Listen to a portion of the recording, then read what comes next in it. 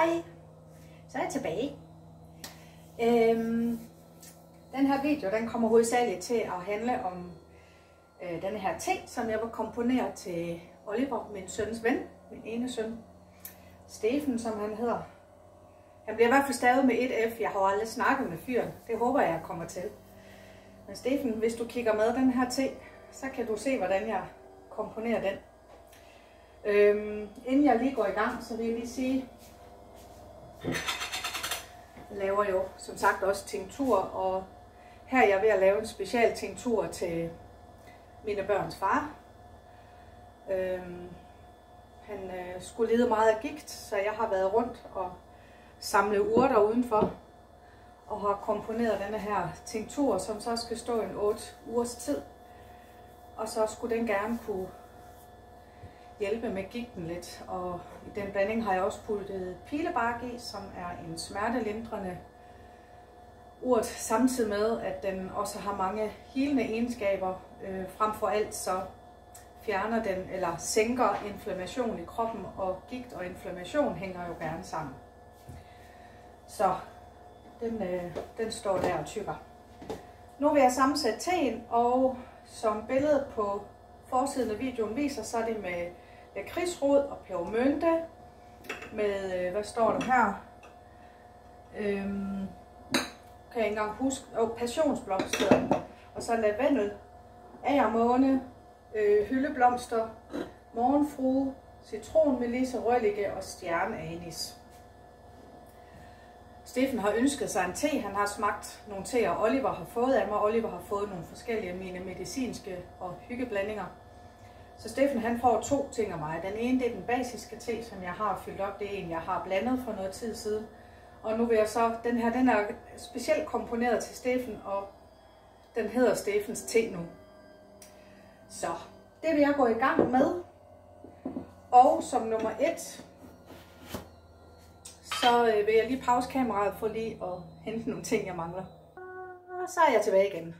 Og til Steffen har jeg faktisk købt en dåse, som teen kommer i. Der står godt nok cookies på, men ja, vi var i genbrug her den anden dag, og jeg synes, den var lidt sjov. Og jeg fandt nogle dåser, og den her synes jeg, Steffen skulle have. Den har jeg så vasket og steriliseret, så den er klar. Okay, så til den her teblanding, der starter jeg lige med at tage noget lakridsrod. Lakridsroden er jo den, som får teen til at få sådan en sødlig smag.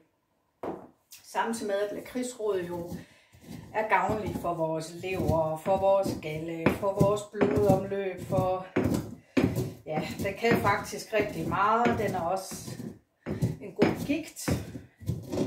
Rod mod gigt. Ja. Så den kan rigtig mange ting, samtidig med, at den bare smager helt fantastisk. I begyndelsen, da jeg begyndte at få lakridsrodste i Danmark, så drak jeg jo bare ren lakridsrodste. Og efterhånden, så kunne man jo få forskellige, jeg indånder det, og det er sådan rigtig sødt at indånde. Så kunne man få forskellige teblandinger, hvor lakridsroden indgår. På det tyske temarked, der er den også begyndt at flytte ind. Så det er en utrolig dejlig rod. Jeg ved ikke, om det er nok lakridsrod. Det kan godt være, at jeg putter lidt mere i bagefter, men nu putter jeg lige det i skålen. Så synes jeg, at han skal have noget pebermynte. Pebermynte, høstet og tørret fra egen have. Pebermynte er bare så lækker en urt, og pebermynten er god til folk med høfeber, og hvis man er lidt forkølet, og igen, pebermynten, det er også sådan en urt, der kan en hel masse ting.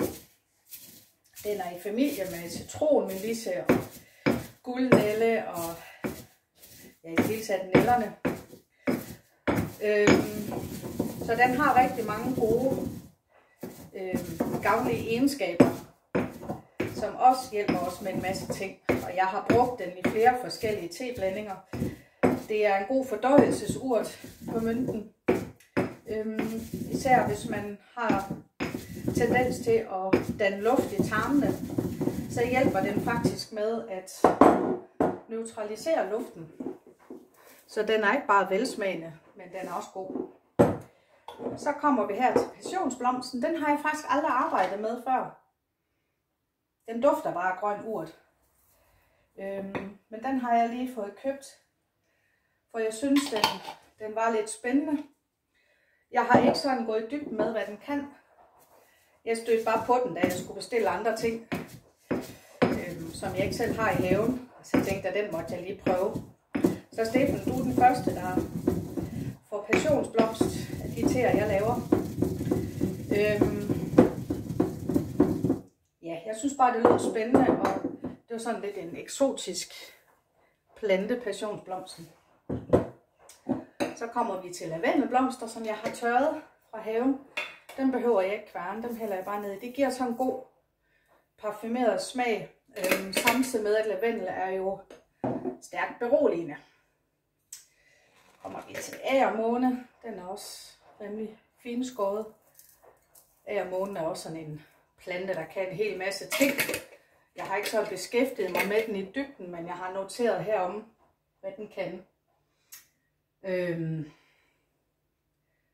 Men den kan også mange ting, og den indgår faktisk også i mange medicinske teblandinger, har jeg læst mig frem til. Så kommer vi til hyldeblomsten, og den har jeg også selv høstet og tørret. Vi har hylde i haven, og her i sommer, der var Malte og jeg ude på en lang gåtur, hvor vi samlede hyldeblomster rundt omkring herude i området. Og der lavede jeg hyldeblomstsaft.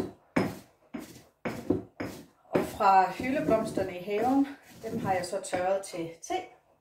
Hyldeblomsten er jo sådan en god, det er sådan en god blomst at bruge til forkølelse, og den er sådan lidt mildt smertelindrende. Så kommer vi til morgenfruen, dem putter jeg bare i. Det er jo sådan nogle femmerblade.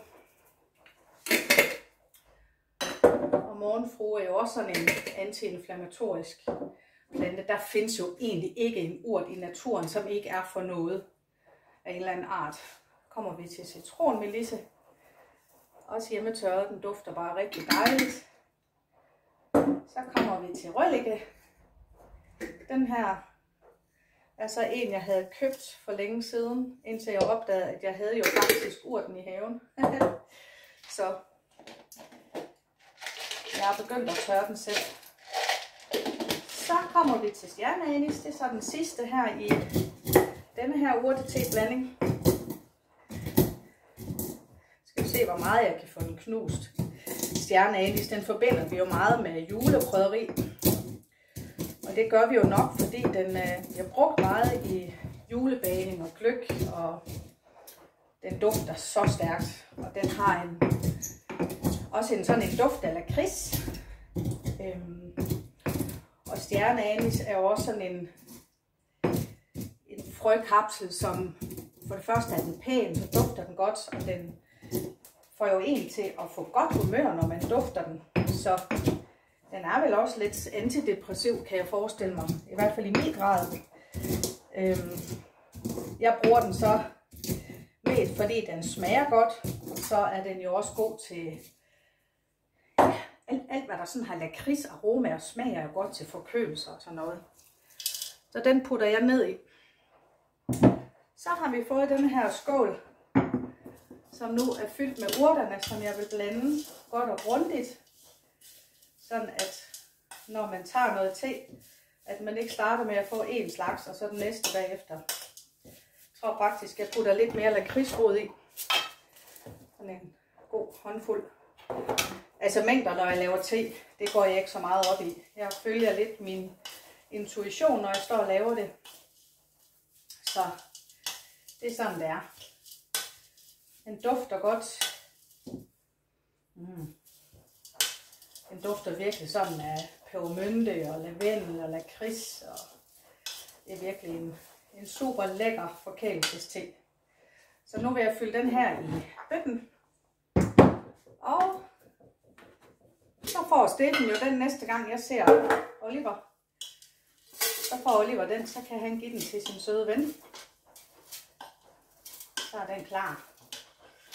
Det er simpelthen så sjovt at stå og lave teblandinger, også fordi de forskellige dufte fra urterne, de gør egentlig virkelig i godt humør.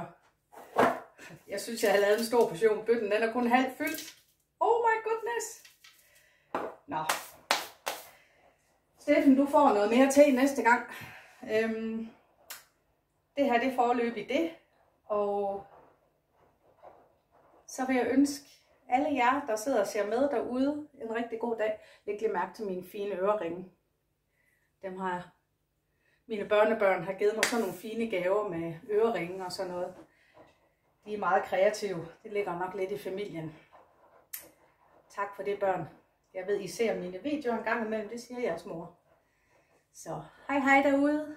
Super dejlig mandag. Hej hej.